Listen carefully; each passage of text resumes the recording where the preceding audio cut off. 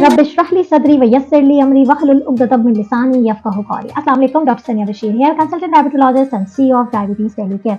ए ईमान वालों, तुम पर रोजे फर्ज किए गए हैं जिस तरह तुमसे पहली कौमों पर फर्ज किए गए थे ताकि तुम तकवा इख्तियार करो। जी हाँ, अल्हम्दुलिल्लाह हम रमज़ान के बहुत करीब आ चुके हैं और अब वो वक्त है कि हम डायबिटीज़ टेलीकेयर के प्लेटफॉर्म की रिस्पॉन्सिबिलिटी को समझते हुए अपने तमाम मेंबर्स जो कि डायबिटीज़ का शिकार हैं या हाई रिस्क पे हैं या प्री डायबिटिक हैं, हम उन्हें मुकम्मल गाइडेंस प्रोवाइड करें। और वो टॉपिक है कि आया रमज़ान के महीने में शुगर के मरीज़ रोज़ा रख सकते हैं, और अगर रख सकते हैं तो इस बात का फ़ैसला कैसे होगा। इस बात का फैसला करने के लिए कुछ पैरामीटर्स होते हैं और इसी पैरामीटर को हम आज डिस्कस करेंगे इस वीडियो में। उम्मीद करती हूँ कि आप मेरे साथ रहेंगे, इंटरैक्टिव रहेंगे, ताकि जान सकें कि आया आप कैंडिडेट हैं या नहीं, कि रोज़ा आप सेफली रख सकते हैं या नहीं। तो इस वीडियो का एंड तक ज़रूर देखिएगा और अगर वीडियो पसंद आए तो आगे अपने हल्का अहबाब में ज़रूर फैलाइएगा ताकि हम सब मिलके एक सेहतमंद रमज़ान गुजार सकें। हम इस चीज़ को डिटेल में डिस्कस करते हुए अब ये जाते हैं कि आया वो कौन से फैक्टर्स हैं। तो प्लीज़ मेरे साथ रहिए, मैं आपको एक स्कोर लिखवा रही हूँ, आप लोग अपने साथ लिखते चले जाइए कि आप किस कैटेगरी पे फिट हो रहे हैं। एट द एंड हमारे पास 3 कैटेगरीज निकलेंगी। एक वो जो रेड जोन में होंगे यानी कि हाई रिस्क, जो कि बिल्कुल भी रोज़ा नहीं रख सकते। एक वो होंगे जो मॉडरेट रिस्क, यानी कि उनको हम बहुत रिस्ट्रिक्शंस के साथ या बहुत सारी चीज़ों के साथ कि ग्लूकोज को आपने किस तरीके से मॉनिटर करना है, उसको हम मॉडरेट रिस्क या येलो जोन भी कहते हैं। और एक होता है ग्रीन जोन, यानी कि बहुत ही सेफ जोन में वो आराम से रोज़ा रख सकते हैं।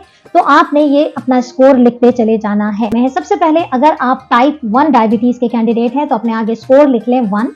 अगर आप टाइप 2 डायबिटीज के पेशेंट हैं तो लिख लें 0। ठीक है, एक हो गया आपकी टाइप 1 या टाइप 2 डायबिटीज। दूसरा होता है, दूसरा जो आपने स्कोर ऐड करना है उसमें ड्यूरेशन को। अगर आपकी शुगर को 10 साल से ज्यादा का अरसा गुजर चुका है तो पहला स्कोर जो आपने लिखा है उसके आगे आप ऐड कर दीजिए 1, और अगर आपकी शुगर को 10 साल से कम का अरसा गुजरा है तो आप 0 कर दें। यानी कि अगर आप टाइप 2 डायबिटीज हैं और रिसेंटली डायग्नोज हुए हैं तो आप अभी तक 0+0 पे चलेंगे, सबको आपने ऐड करते चले जाना है। थर्ड पैरामीटर होता है कि आपकी शुगर कितनी फ्रिक्वेंटली लो होती है। अगर आपकी शुगर इतनी लो हो जाती है और आपको पता ही नहीं चलता, बाज लोग कहते हैं हमने चेक की तो पता चला कि 50 पे आ गई थी, इसे कहते हैं हाइपोग्लाइसीमिया अनअवेयरनेस। अगर आप इस तरह के कैंडिडेट हैं या आप अगर पेरेंट हैं या अगर आप आपके पेरेंट्स डायबिटिक है और आपको लगता है कि मुझे चेक करनी पड़ती है और पता चलता है कि वो 45 या 50 आ रही है, यानी 70 से बिलो आ रही है, लेकिन उन्हें तो पता ही नहीं होता बिल्कुल ठीक ठाक, इसे कहते हैं हाइपोग्लाइसीमिया अनअवेयरनेस। अगर इस कंडीशन में तो अपना एक स्कोर ऐड कर दीजिए उसमें 5। ठीक है, पहला हमने स्कोर ऐड किया था टाइप का, दूसरा हमने ड्यूरेशन का, और तीसरा अब हम ऐड करने जा रहे हैं हाइपोग्लाइसीमिया की प्रेजेंस। तो अगर ऐसा हाइपोग्लाइसीमिया है कि जिसका पता नहीं चलता तो स्कोर लिखें 5। अगर बार बार हाइपोग्लाइसीमिया हो रहा है, दिन में भी मल्टीपल एपिसोड्स हो रहे हैं और वो 50 के नीचे यानी कि सिवियर हाइपोग्लाइसीमिया अगर होता है तो आपका स्कोर होगा 4। अनअवेयरनेस 5 है। अगर अनअवेयरनेस नहीं, आपको पता चलता है और बार बार हो रहा है और सिवियर हो रहा है, 50 के नीचे चला जाता है, तो आपका स्कोर है 4। अगर आपको रोजाना हाइपोग्लाइसीमिया होता है लेकिन 50 से 70 के बीच में रहता है तो फिर आपका स्कोर हो जाता है 3। अगर आपको हफ्ते में 1 से 6 दफा हाइपोग्लाइसीमिया के एपिसोड्स होते हैं तो आपका स्कोर होगा 2, और अगर हफ्ते में 1-8 दफा या बाज दफा 1 दफा भी नहीं हो रहा तो आपका स्कोर है 1, और अगर आपको कोई हाइपोग्लाइसीमिया नहीं होता, कभी भी शुगर डाउन नहीं होती, तो आपका स्कोर होगा 0। माइंडेड, ये आपका तीसरी कैटेगरी का स्कोर। फिर बात करते हैं 3 महीने की शुगर का टेस्ट HbA1c, और यही बात है कि हम बार बार कहते हैं कि प्री रमजान कंसल्टेशन कीजिए ताकि हम आपका लेटेस्ट HbA1c भी देख सकें। अगर आपका HbA1c मोर देन 9% है तो आप स्कोर आप लिखेंगे 2। ये आपकी चौथी कैटेगरी आ रही है, आपने ऐड करना है अपना स्कोर 2 अगर आप HbA1c मोर देन 9 है।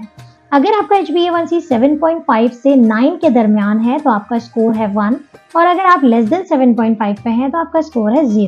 इसके बाद अगर आपको आपके मॉलेज ने ये मशवरा दिया है कि आपने शुगर लाजमी तौर पे चेक करनी है और आप बिल्कुल भी चेक नहीं करते हैं और सेल्फ मॉनिटरिंग के हवाले से आपका जो है वो नहीं है, रिस्पॉन्स अच्छा नहीं है और आप शुगर चेक करने में थोड़ी लापरवाही बरतते हैं, तो आप अपना स्कोर लिखेंगे 2। और अगर आपको इंडिकेट किया गया है कि आपने शुगर चेक करनी है और आप कभी कभार कर लेते हैं, कभी कभार नहीं करते हैं, तो आपका स्कोर है 1। और अगर आप बहुत स्ट्रिक्टली अपनी चीज़ों को मेंटेन रखते हैं तो आपका स्कोर है 0।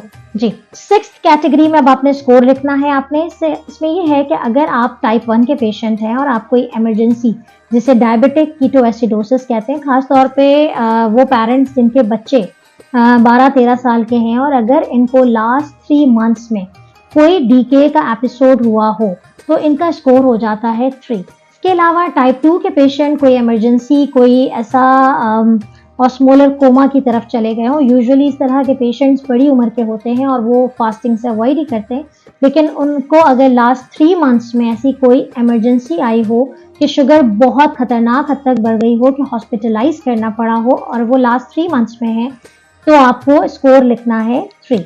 और अगर लास्ट 6 मंथ्स में, यानी कि 6 महीने पहले, अक्सर हमारे पास टाइप 1 के पेशेंट आते हैं, डीके की हिस्ट्री होती है, या टाइप 2 के पेशेंट किसी इमरजेंसी की वजह से शुगर बहुत हाई रही हो और इमरजेंसी में जाना पड़ा हो और इस बात को 6 महीने का अरसा गुजरा हो, तो आपका स्कोर आता है 2। और अगर 1 साल हो गया है डीके की हिस्ट्री को या हाइपरग्लाइसीमिया की जो इमरजेंसी कंडीशन है, तो आपका स्कोर आएगा 1। और अगर आप कोई ऐसी इमरजेंसी कंडीशन अभी तक नहीं हुई, लास्ट 12 मंथ्स में नहीं हुई है, तो आपका स्कोर है 0। जो कि बहुत अनकंट्रोल डायबिटीज के साथ कॉम्प्लिकेशंस रही हो, यानी कि हार्ट प्रॉब्लम रहा हो या किडनीज बिल्कुल खराब हो, जो फिल्ट्रेशन रेट है, जो किडनी के पेशेंट हैं वो अच्छे तरीके से जानते हैं कि EGFR हम कराते हैं, अगर वो लेस देन 30 पे है, यानी कि स्टेज 4 किडनी डिजीज है, तो इनका रिस्क स्कोर हाई है, 6 नंबर पे आ जाएगा। आपने स्कोर ऐड करना है 6, यानी कि अगर आपके पेरेंट्स अगर इस चीज़ को सफ़र कर रहे हैं तो आप प्लीज़ देख लें कि अगर इनको कोई एंजाइना का अटैक या हार्ट अटैक, या अगर इनकी किडनी बिल्कुल स्टेज 4 पे आ गई है, लेस देन 30 EGFR है, तो इनका स्कोर 6 है। अगर EGFR 30 to 45 ml पर मिनट पे है तो स्कोर है 4। कार्डियक हिस्ट्री रही हो पहले लेकिन अब वो स्टेबल है, लेकिन EGFR जो है वो 45 to 60 के दरमियान है, तो स्कोर हो जाता है 2। कोई हार्ट प्रॉब्लम, कोई किडनी इश्यूज नहीं है, तो स्कोर है 0। वो खवातीन जो कि डायबिटिक हैं और प्रेगनेंसी है, लेकिन शुगर्स जो हैं वो टारगेट्स में नहीं हैं। आप सब जानते हैं, मैंने पहले भी बहुत वीडियोस बनाई हैं कि डायबिटिक पेशेंट की प्रेगनेंसी में क्या रेंजेस होनी चाहिए। तो अगर वो टारगेट अचीव नहीं किया है तो आपका स्कोर है 4। फिर प्रेगनेंसी है, डायबिटीज़ है और आप रोज़ा रखना चाहते हैं और शुगर्स कंट्रोल्ड है, स्टिल आप एक स्कोर अपना लिखते हैं 2। 9th कैटेगरी में हम वो लेकर आ रहे हैं कि वो लोग जो कि बहुत ओल्ड एज हैं, दिमागी तौर पे अगर वो कमज़ोर हैं तो इनका स्कोर आता है 4। अगर जिस्मानी तौर पे बहुत ज़्यादा वीक है, बहुत फ्रेल है, तो उनका स्कोर आ जाता है 3। अगर किसी की उम्र 70 साल से ऊपर है और घर में कोई नहीं, अकेले रहते हैं, तो स्कोर आता है 1। ओल्ड एज है लेकिन जिस्मानी और दिमागी तौर पे बहुत अलर्ट है, तो आपका स्कोर है 0। अगर आप बहुत मेहनत मशक्क़त वाला काम करते हैं, लेबरर हैं, मजदूरी करते हैं और रोज़ा रखना चाहते हैं, शुगर के पेशेंट हैं, तो आप अपना स्कोर लिखेंगे 1। और अगर आप फिजिकल लेबर नहीं है और दूसरी बहुत सारे कामकाज करते हैं, तो आपका स्कोर है 0। पिछली रमज़ान में अचानक कोई तबीयत खराब होने का कोई एपिसोड रहा हो, कोई और प्रॉब्लम हुई हो, शुगर लो हो गई हो, शुगर बहुत ज़्यादा बढ़ गई हो, किसी भी वजह से अगर रमज़ान में शुगर की वजह से तबीयत खराब रही हो, तो आपका स्कोर है 1। और अगर पिछली रमज़ान बहुत अच्छे गुजरे थे तो स्कोर है 0। कैटेगरी में आता है कि ड्यूरेशन ऑफ द फास्टिंग, यानी कि आप किस मुल्क में हैं और आपके रोज़े का दौरानिया क्या है। अगर 16 घंटे से ज़्यादा की फास्टिंग हो रही है आपकी रमज़ान की, तो आपका स्कोर आपने ऐड करना है 1। और अगर आप लेस देन 16 आवर्स पे हैं तो आपका स्कोर है 0। कहते हैं कि आप कौन सी अद्वियात इस्तेमाल करते हैं। अगर आप दिन में 3 इंसुलिन के इंजेक्शंस लगा रहे हैं, सुबह दोपहर शाम, मोर देन 3 है, मल्टीपल डेली, जिसे हम मल्टीपल डेली इंसुलिन कहते हैं, तो आपका स्कोर है 3। बेसल बोलस पे अगर आप हैं, यानी कि आप एक लॉन्ग एक्टिंग लगाते हैं और आप जब खाना खाते हैं, यानी कि सहरी और इफ्तारी से पहले अगर आपकी इंसुलिन लगेगी, या आप इंसुलिन पंप यूज कर रहे हैं, तो आपका स्कोर आपने ऐड करना है 2.5। याद रहे कि ये 13th कैटेगरी की बात हो रही है और आप अपना स्कोर ऐड करते चले जा रहे हैं। अच्छा जी, यही कैटेगरी चल रही है, अद्वियात की ही बात हो रही है। अगर आप दिन में एक दफ़ा सिर्फ मिक्स्ड इंसुलिन लगा रहे हैं, तो आपका स्कोर हो जाता है 2। दिन में एक दफ़ा लॉन्ग एक्टिंग इंसुलिन लगाते हैं, तो आपका स्कोर हो जाता है 1.5। अगर आप शुगर की वो दवा इस्तेमाल करते हैं जो कि खाने से पहले दी जाती है, जिसे हम यूजुअली सल्फोनाइलयूरिया कहते हैं। आपका डॉक्टर जब आप प्री रमज़ान कंसल्टेशन करते हैं तो बहुत सारी चीज़ें समझ में आती है, आपका स्कोर हो जाता है। अगर आप इसके अलावा कोई शुगर की दवाई इस्तेमाल कर रहे हैं जो कि हाइपोग्लाइसीमिया नहीं करवाती है, शुगर्स को कम नहीं करती है, तो आपका स्कोर है 0। Calculate your score. अगर आपका स्कोर 6 से ज़्यादा आया है तो आप हाई रिस्क पे हैं और आप लोगों के लिए माजरत है कि आप रोज़ा ना रखें। लेकिन इसके बावजूद भी मैं यही कहूँगी कि प्री रमज़ान कंसल्टेशन का फ़ायदा उठाइए, अपने डॉक्टर से जाके मिलिए ताकि रमज़ान को किस तरीके से सेहतमंद बनाना है वो आपको गाइड कर सके। अगर स्कोर 3.5 से 6 के दरमियान आता है तो आप मॉडरेट रिस्क पे हैं, और अगर आपका स्कोर लेस देन 3.5 आया है तो आप लो रिस्क पे हैं। मॉडरेट वाले बहुत प्रिकॉशंस के साथ बहुत सारी गाइडलाइंस लेते हुए रोज़ा रख सकते हैं, और लो रिस्क वाले बहुत सेफ जोन में रोज़ा रख सकते हैं। तो मुझे उम्मीद है कि आप अपना स्कोर मुझसे ज़रूर शेयर करेंगे और समझ में भी आ गई होगी आपको। और इंशाल्लाह ताला यही दुआ है कि सबके रमज़ान सेहतमंद तरीके से गुजरे। इंशाल्लाह ताला बहुत सारी वीडियोस लेकर मैं आ रही हूँ रमज़ान के हवाले से, देखना मत भूलिए, आगे फैलाना मत भूलिए। अपना ख्याल रखिएगा। अल्लाह हाफ़िज़।